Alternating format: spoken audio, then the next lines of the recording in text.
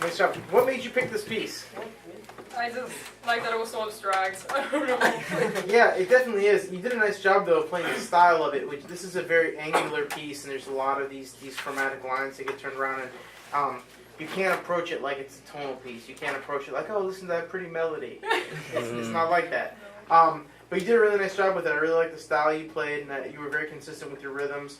There were some times where like I had piano cues and like things didn't look like we were coming in together and stuff, but I couldn't tell if it was his fault or yours, so you get a pass on that. So that's good. But really, some nice things you're playing.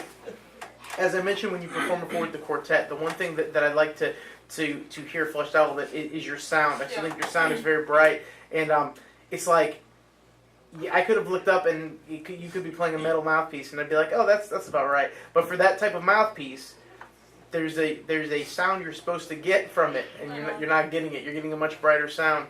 Have you heard any good classical players playing tenor? Have you heard any good classical tenor saxophone? Well, that's not surprising because there's not much out there. Even the albums that are out there aren't very good. There isn't a lot of good out there. What I think a good approach is, find the best classical alto sound that you like, and then let that be your guide, and then make that sound only lower, only on tenor. That's what I've always gone for, and get the buzz, get the reedy sound out of the tone. Your playing is great, you're playing really well. There's two components to this. One is the mouthpiece, the other is you physically, and if you're listening to the sound and you're going for a particular sound, you'll find your way to that sound. You'll make those changes here.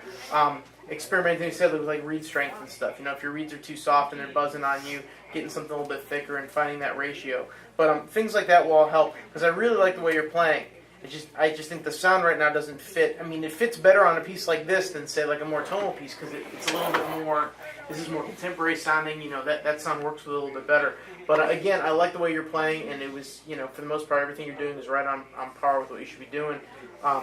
I'd say just start to really develop the sound now. That's the next thing to do. What year are you in now? My 4th year. You're a senior? Okay, great. No, she's a junior. Yeah, I've been playing for 4 years, but... Oh, okay, no, but still, so you're a junior. Yeah. This is perfect time to be working on all that. Get it really where you want it. And do you play mostly tenor? Yeah. That's good. So then you spend more time on the horn, you get more time to kind of experiment with this. But yeah, sounds good. Really good. She's just a jazzer. Yeah, I So don't do classical.